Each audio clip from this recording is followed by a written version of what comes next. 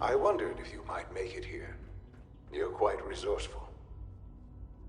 I'm known as Father. The Institute is under my guidance. I know why you're here. I'd like to discuss things with you face to face. Please, step into the elevator.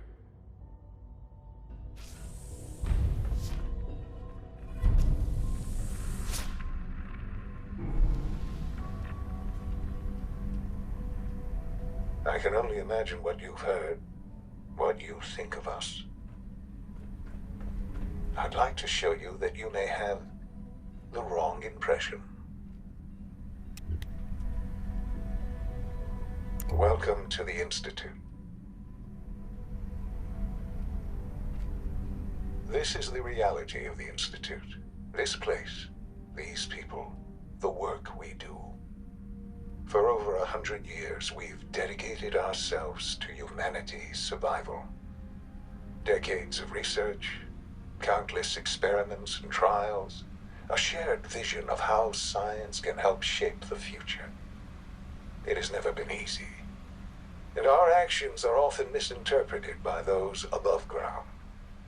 Someday, perhaps, we can show them what we've accomplished. But for now, we must remain underground. There's too much at stake here to risk it all. As you've seen, things above are unstable. I'd like to talk to you about what we can do for everyone. But that can wait. You are here for a specific, very personal reason. You are here for your son.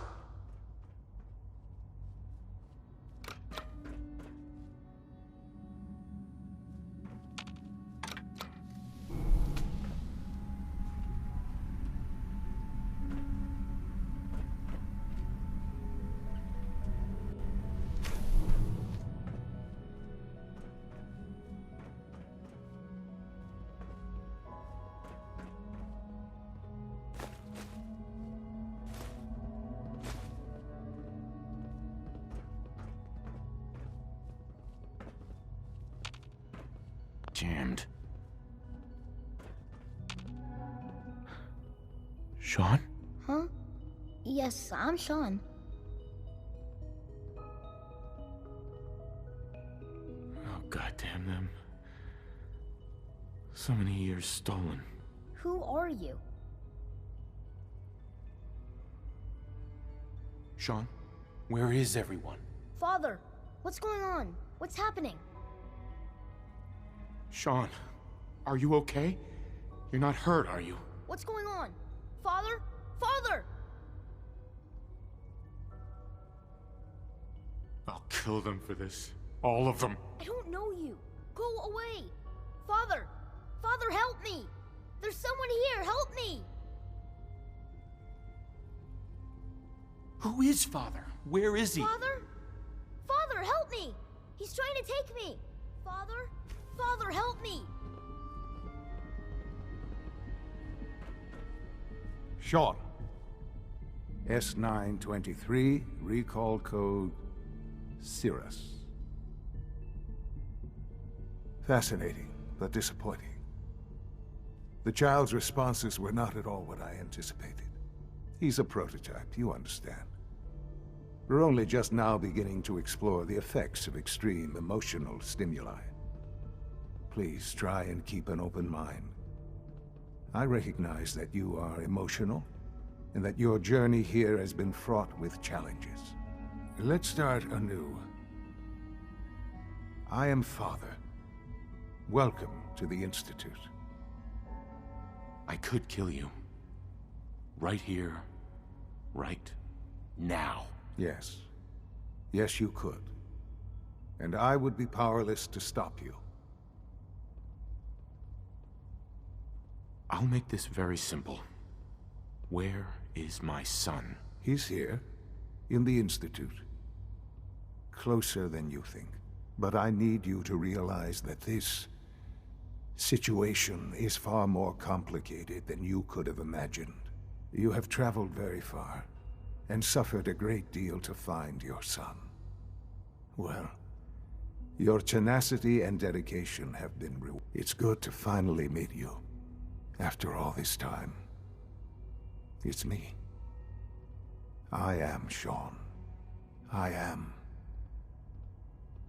your son. How is that even possible? I know this is a lot to take in. In the vault, you had no concept of the passage of time. You were released from your pod and went searching for the sun you'd lost. But then you learned that your son was no longer an infant, but a 10-year-old boy. You believed that 10 years had passed. Is it really so hard to accept that it was not 10, but 60 years? That is the reality. And here I am, raised by the Institute, and now its leader.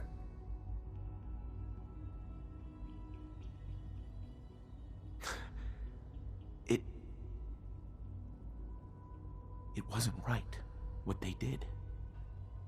Taking you from me like that. To you, that would certainly seem true. But to the Institute, it made all the sense in the world. At that time, the year 2227, the Institute had made great strides in synth production. But it was never enough. Scientific curiosity and the goal of perfection drove them ever onward. What they wanted was the perfect machine. So they followed the best example thus far. The human being, walking, talking, fully articulate, capable of anything.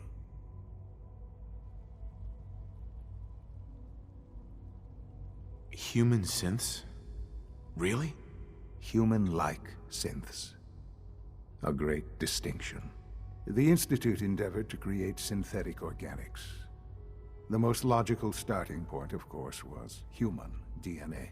Plenty of that was available, of course, but it had all become corrupted. In this wasteland, radiation affected everyone. Even in their attempts to shield themselves from the world above, members of the Institute had been exposed. Another source was necessary. But then the Institute found me, after discovering records from Vault 111. An infant, frozen in time, protected from the radiation-induced mutations that had crept into every other human cell in the Commonwealth. I was exactly what they needed. And so it was my DNA that became the basis of the synthetic organics used to create every human-like synth you see today. I am their father. Through science, we are family. The synths, me, and you.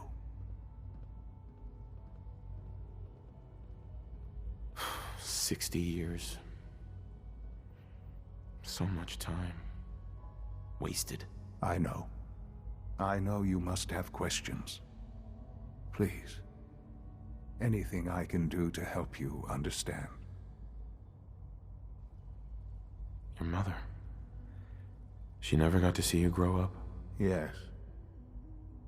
What happened to her was... I've gone over the records of the incident, of course. It seems her death was an unfortunate bit of collateral damage. Collateral damage? Is that all she was to you? I forget that it's been such a short time for you. I don't have any direct memories. And I've had my entire life to cope with the loss. Has it always been easy? Of course not. But I've done my best to move on and live my life. For many years, I never questioned who my parents were. I accepted my situation, and that was that. With old age comes regret. And asking what if more often. But what matters now is that you and I have a chance to begin again. What else can I say to ease your mind? Kellogg. He worked for you? Kellogg. He was an Institute asset long before I arrived here. It wasn't until I became director that I learned of all the things he'd done. What kind of man he was.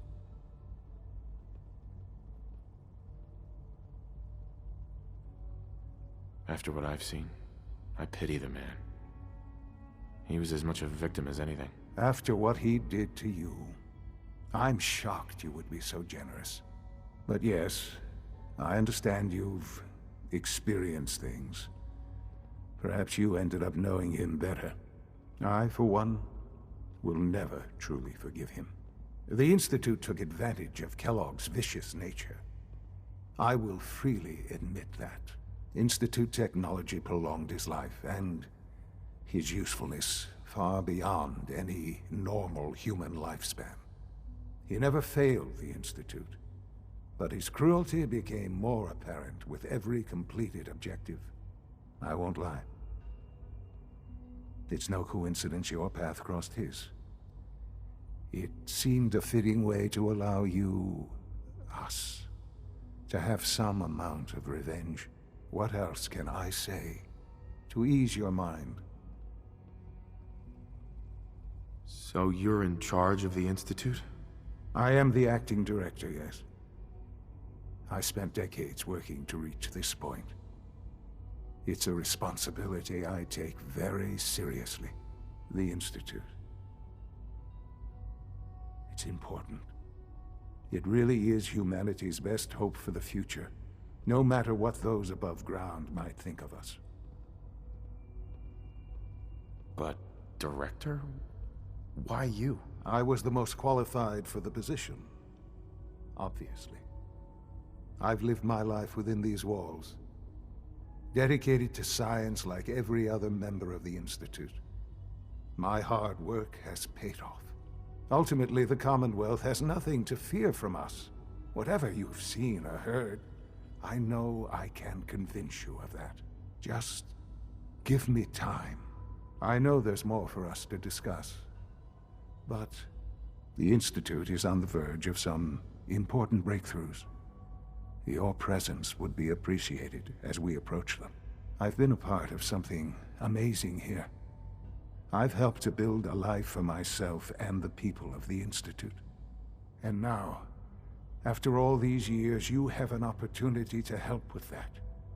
Doesn't that intrigue you? Isn't that what you want? I won't be a part of this. I can't. Why? Because of the reputation of the Institute.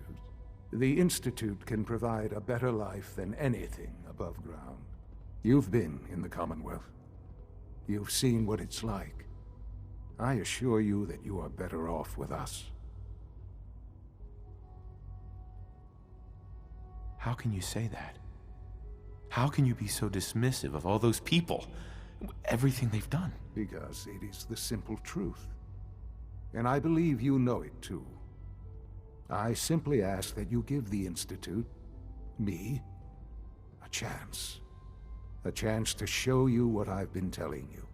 We really do have humanity's best interest at heart. Will you take that chance? All right. Thank you. The Institute is now your home as much as it is mine. Please take some time, get to know it. Meet the people you'll be working with.